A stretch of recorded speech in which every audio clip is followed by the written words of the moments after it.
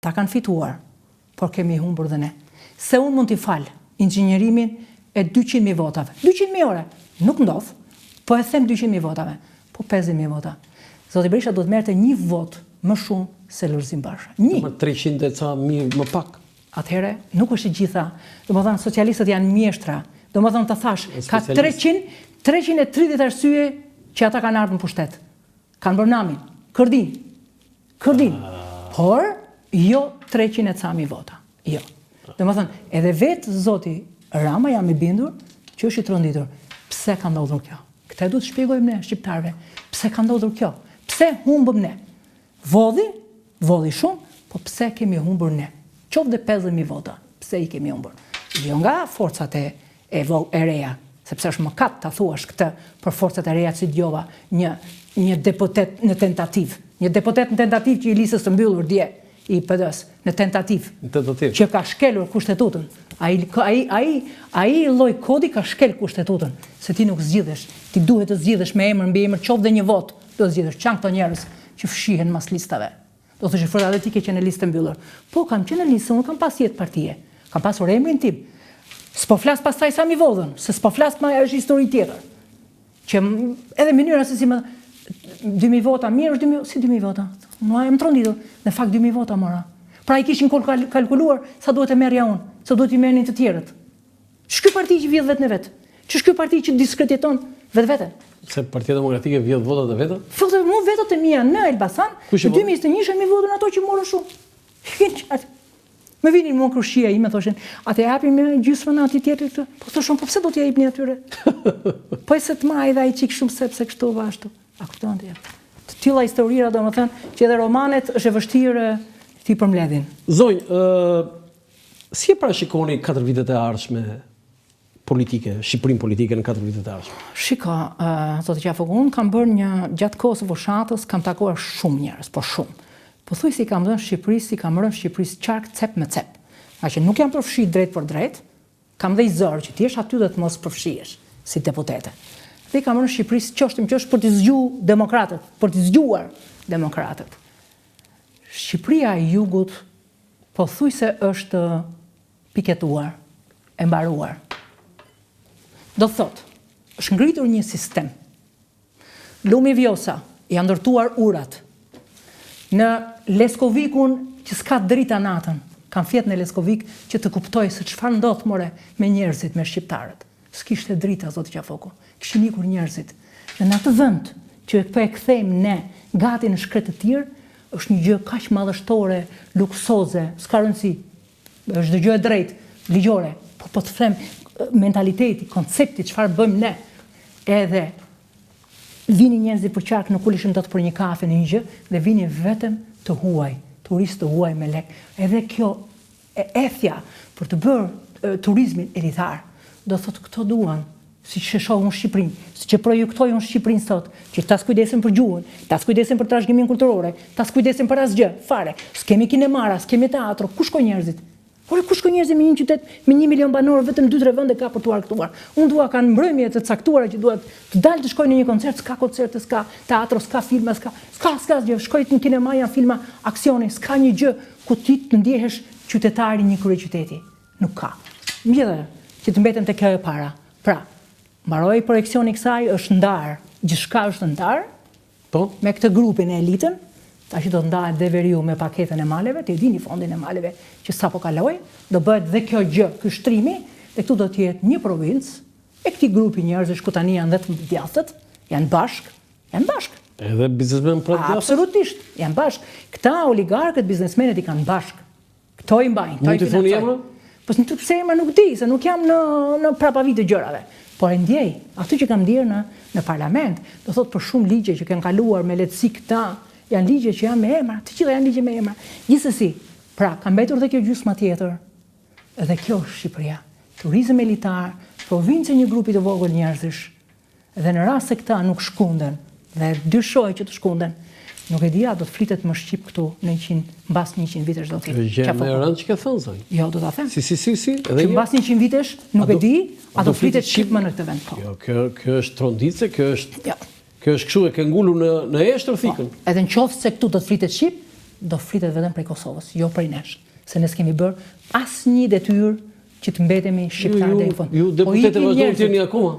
Zotëri, unë i kam bërë gjitha.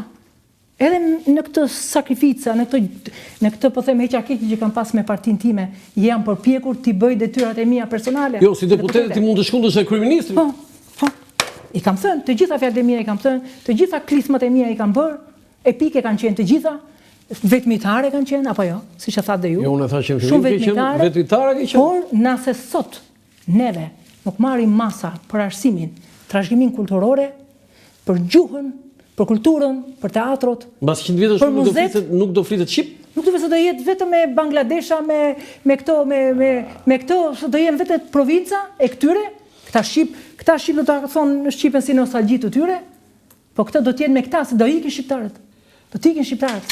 Se kontrollon njëri, se kontrollon njëri tregun, as për cilësi, as për çmime. Më thuaj, pse ndodh kjo gjë? Sepse është uzurpuar. Jeta e shqiptarëve është e uzurpuar, e kontrolluar, është një diktaturë me lule. Është diktatura që është diktatura e paras, më e tmerrshme. Zoj, brenda pak kohësh në Tiranë janë mbajtur 3 samite i fundit në datën 16. A jepni meritën e Tiranës për këtë gjë dhe edhe për faktin që për hir të vërtetë si ka organizuar shumë mirë? Po. Zoti Rama është njëri me estetik, i themi gjërat apo ja. Unë kur kam hyrë në çfarë viti ka qenë kur e ka bojatisur Ministrinë e Kulturës. Më thonë një vit. Më thonë një vit.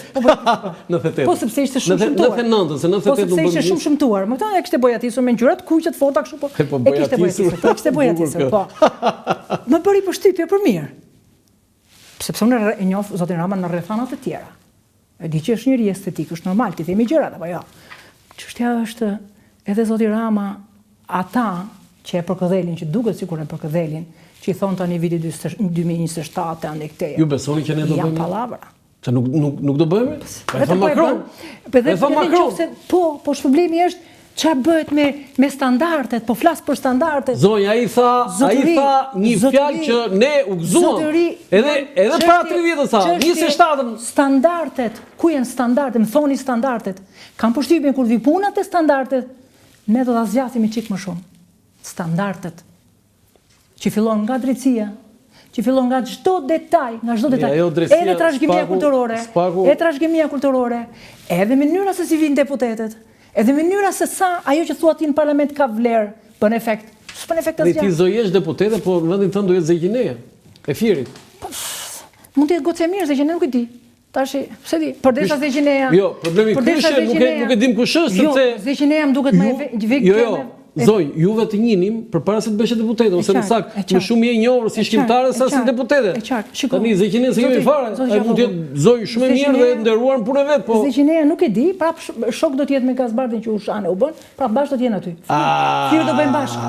Unë këtë e kisha problem. Si them, një nga arsyet që s'jam përfshirë është fakti që unë nuk rrija dot më në një sallë me këta, me dhunuesit e mi. Nuk rrija dot. Kam qenë qartë. Tani Gazbardi me Zeqineja në një sallë, janë në një sallë. E bukur. Në një sallë janë. Unë nuk rrija dot në një sallë. Unë nuk rrija dot në një sallë me dhunuesit e mi. Kaq, se bëj dot. Zonj. Po. Ose ta mbyll dhe këtë se kam shumë rëndësi kjo që dua të them. Për çështjen për çështjen e Zeqinejas, por më shumë më shqetëson është një personazh tjetër, një far tërmet, se ç'është një që do të vijë ai. Kryetari i bashkisë të Pelenës. Po ky zotëria nuk ka lënë të ngrihet një monument historik. I monumenti i Hormovës. Shikoni, e keni qenë në Hormov në monumentin e masakrës Hormovës? Se le ky njeri ta ngrihet? Nuk e le të ngrihet. Nuk e le. Pse nuk e le? Ky ka hyrë në gjunaf me të vdekurin, ky do vi të rregulloj gjallët? Kush është ky? Çan këto më? Çan këto njerëz? Tani ka arsye pse nuk e le apo? Se si shton tani, siç më kanë shkruar ato që më kanë shkruar, që janë shqetësuarin çik këta grekët dhe nuk duhet që kjo masakër të dalë. Zotëri, kjo është historia çankëtore, çankëto. Mos janë të shit gjë këto. Pyesun tani publikisht. Mos është i shit ky zotëri të greku. Që na vjen parlament tani ky. Çfarë bën ky? Që nuk lejon ky të kujtohen 217 burra e gra që u therrën. Dhe më e bukur është se unë isha tani me qenë ishte 111 vjetori, unë isha a ditë do bëj një ceremoni, asnjë njeri nuk mori pjesë, përveç një grup veteranësh, njerëz të ndershëm që ishin vrarë familjarët. Edhe dëgjova rralla që janë shitur, ato që u shiten shqiptarëve, që ka qenë ky, jo zotëri, ka qenë generali De Vere, holandezi, dhe fotografit e tij bashkë me raportin e masakrës janë në arkivën e konferencës së Londrës që Akademia e Shkencave të Shqipërisë akoma se ka hapur. Edhe pse një familjari zotit Gjinushi është mes viktimave të Hormovës dhe se ka ngrit një herë zërin dhe se kanë zbardhur një herë të vërtetën. Shkojnë marrin fotografit, raportin e generalit e Vir e ta votojnë. Se kjo është e vërteta. Pastaj flasim për detin, flasim për gjitha, po kjo është këtu e vërtetë. Çfarë lloj kryeministri është Edi Rama? Sot qafo që bëjmë ju këto biseda sepse ju një shumë i ndjeshëm për këto gjëra. Jo, se me të tjerë me bulmez që skuptojnë fare nga këto gjëra, unë i dukem atyre si UFO. Çfarë lloj kryeministri është Edi Rama? Narcist. Shumë narcist. Shumë. Në herë edhe jo se më vjen keq, nuk më vjen keq për zonjën Rama, për Linda bën, sepse unë kemi mbaruar një shkollë. Kemi shumë vajzë mirë, unë e njoh shumë mirë. Është ekonomiste, të thoshit se si e keni njohur. Jo, është e njoh që nga fakulteti, kam njohje tjetër, edhe më pëlqen shumë me qëndrimet e saj, dhe them që ajo ka sakrifikuar diçka nga vetja e saj për të duruar një narcist. Ti je bashkëshorte e një kryeminist. Unë thash ti je bashkëshorte e një kryeministi do durosh, po kjo që thoni ju. Por zoti Rama se di, ju shpjegova Shqipëria që dyshoj unë, po vjen. Nuk është pak, është tronditse, afton? Por shpresoj që masi ka mbaru këto kënaqësitë politike, po them gjithmonë, të mos zbresim në nivele vulgare, kënaqësitë politike që do bëj këtë të kthehet të kjo thelbësorja nëse do të hyjë në histori. Tani, Mehmet Çeu 27 vjet e 3 muaj, Edi Rama 16 vjet, Enver Hoxha 9 vjet 9 muaj, Adil Çaçani 9 vjet 1 muaj, Sali Berisha 3 vjet. 8 vjet. Po. Kjo statistikë është pa pyetje. Dua opinionin tuaj. E shpjegova pak që është çështje mentaliteti. Për shembull, ndryshe është kur ushqehesh me kalvinizmin, ndryshe është kur ushqehesh me pashaizmin, a kupton, ja dhe kjo lloj pranimi, dhe ne duhet jemi pak më refuzues, domethënë duhet hapemi. Them se tani shqiptarët kanë ndryshuar shumë mentalitet. Nuk është më ai adhurimi i njëshit që kemi patur. Kjo është pasojë e adhurimit të njëshit, të një kulture pashaizmi. Rama 16 vjet adhurimi i njëshit është kjo? Po pra. Por për mua, për shkakun kjo është shpjegimi që kam unë për këtë. Për shkakun unë ushqej ndryshe, holandezët janë ushqyer ndryshe, me një lloj transparencë tjetër që pritani s'ka god. Gat ka një tjetër, por gat në tokë këtu s'ka. Të gjithë janë të dërguarit e Zotit. Zoti është atje, larg, tjerët janë gjithë të dërguar dhe flasin me rreth. E ka fajin populli? S'jave dot populli të gjithë në një dosë të caktuar, por edhe ka fajin. Po sigurisht sepse se ka një teori po do tani, që e ka fajin ky populli. Jo, shiko, popullit është sepse nëse ti përdor një politik, një sjellje politike që popullin do ta kthesh në mekanizëm, sigurisht ai si mekanizëm do të veprojë. Nëse ti popullin në administratën e ndryth dhe nuk bën reforma që ajo të jetë e depolitizuar, sigurisht që do ta përdorësh. Frika e rumvreshti, frika është merri. Çështja është si ta vrasim frikën. Ky është i gjithë problemi ynë sot. Si t'u vrasim frikën shqiptarëve, që të kuptojnë që vinë një herë në jetë, pra të kenë dinjitetin, integritetin e vetë personal në familjet e veta, e dyta të mos shiten lehtë. Kaq. Si t'ia vrasim frikën shqiptarëve? Politika ashtu i do. E kishit menduar ju që Edi Rama do ishte në pushtet dyfishin, si kryeministri i Sali Berishës dhe gati dhe dyfishi dhe Enver Hoxhës? Nuk e kam menduar kur kam hyrë, por tani e kuptoj. Përpiqem ta kuptoj tani. Pse do pushtetin Edi Rama? Shiko, do ta them me një shprehje të Adem Demaçit, që më ka thënë Adem Demaçi në një kafe tona, ka qenë në një nga promovimet e librave të mi, dhe takuam rastisht, kemi qenë Hotel Vjosën, që se mbani Hotel Vjosën mend, në hallin e Hotel Vjosës në 2013, para se të prishej për kokën e që nuk e di me kuj është, dhe më thot, takoj Albin Kurti sa kishte fituar 1% dhe ishte në negociata mbase të bënte koalicion për të hyrë në pushtet. Ja shiko tha, duan tha, të hynë çunat tha, duan të hynë çunat ta në qeveri tha. Më i bi, kështu, Ademi, është droga më e fortë që ka shpik njerëzimi pushteti. Droga më e fortë që ka shpik njeriu është pushteti. Kjo është. Mund t'i hapësh Edi Rama çdo drogë që thon këto lart e poshtë, që s'm duket në çudi, po droga më e tmerrshme që merr Edi Rama është pushteti. Tani e vetme gjë që mund të bëj kapërcim është Se do ta mbyllja këtu është për krijimtarinë tënde. Tani si deputete bëre një roman gjatë 4 vite ke shkruar?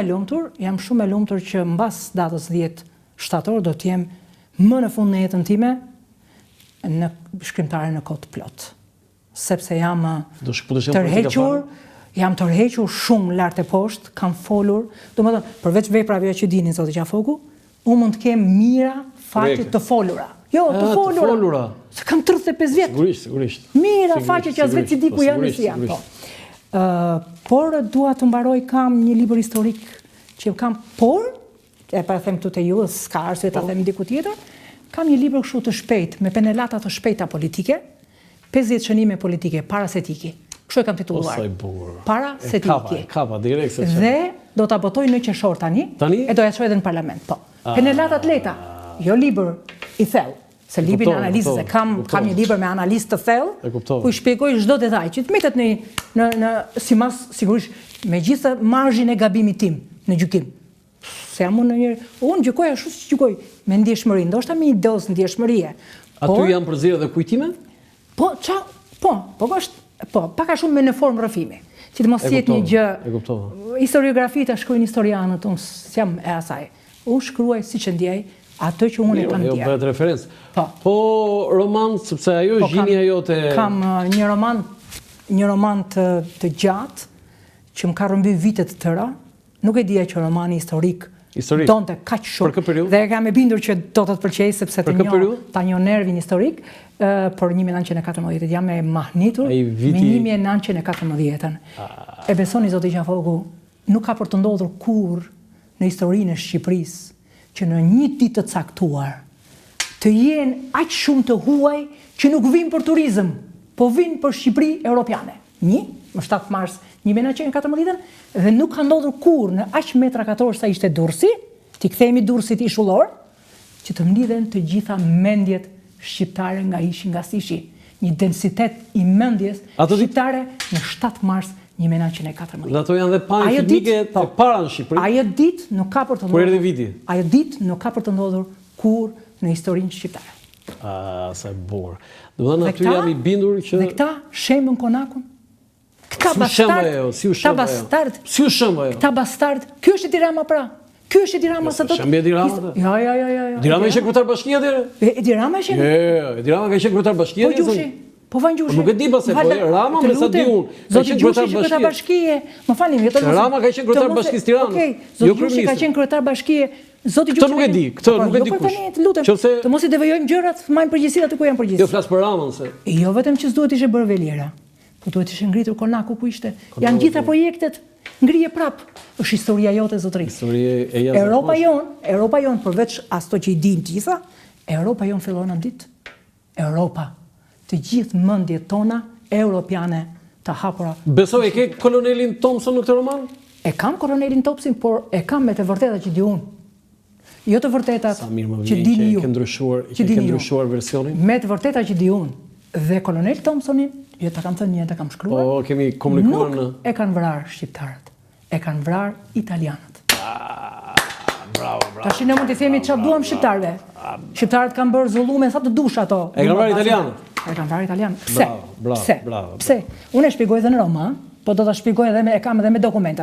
Kam botuar, zoti Qafu kam botuar në holandisht 15 vepra për 1914. Me dokumenta historike. Duan shumë para ti përkthej ti sjell shqip, por ekzistojnë. Kjo është e rëndësishme. Aty është e vërteta. Në mos sot, mas 10 vjetësh dikush tjetër do ta shfletoj, do ta bëj. Dhe fakti është që kolonel Thompsoni është vrarë me një plumb snajperi. Dumbabasit tonë nuk ishin. Dhe jo nga armatimi që kishin shqiptarët aty. Atë e ka vrarë italiani, sepse e pasi rrezik edhe për ta ndëshkuar për arrestimin e 2 diplomatëve italianë. Bravo. Kjo është. Po flasim, do të kthehemi në një kohë tjetër. Jo, një pjesë mund të kenë interes, një pjesë jo, po kjo është tash për të dukur kështu tani themi, jo, kjo është historia. Sepse poezia e Nolit për Thompsonin është. Po dakord, aty janë. Po them që s'është faj tyre. Është jashtëzakonshme. Po s'është faj tyre, kishim neve. Burrat e ura. Po mirë, po kishim neve faj në atë kohë që nuk i dinin të vërtetat? Po tani jemi 100 vjet më vonë, 110 vjet më vonë. Do të jemi më të ftohtë me historinë, nuk mund të flasim dot. 2 gjëra më përshtypje. Po. Jashtë politikës. Ajo e Margareta Azllëk, edhe kjo Thompsonit. Nësa për politikën, unë të falenderoj shumë të Raçka, unë shijova shumë këtë bisedë, zakonisht shijoj bisedat kështu histori personale, po bisedë politike ti e shijova shumë sepse edhe kur nuk je dakord me ty, ti je qëndrueshme, konsistente, qëndron aty dhe ky stoicizmi yt të bën të rrisësh formatin tënd. Të falenderoj shumë qiq. Faleminderit, ti mbama në 35-ën kush i bënte debatet. Veç ti bënte mbreti kur ti bëshin ato që duhet i bëshin, shkonte i bënte mitat frashër. Ju e dini mirë këtë histori. Kështu që po ai parlament zoj se kemi 105 vjetorin në vitin tjetër, po ai parlament me ata oratorë si madje Ali Kërcyra mbahet si oratori i parlamentit, s'kama. Zoj, falenderit edhe një herë. Falenderit shumë. Të nderuar teleshikues, ky ishte emisioni për sot nga Ura Lançafoku, mirupafshim.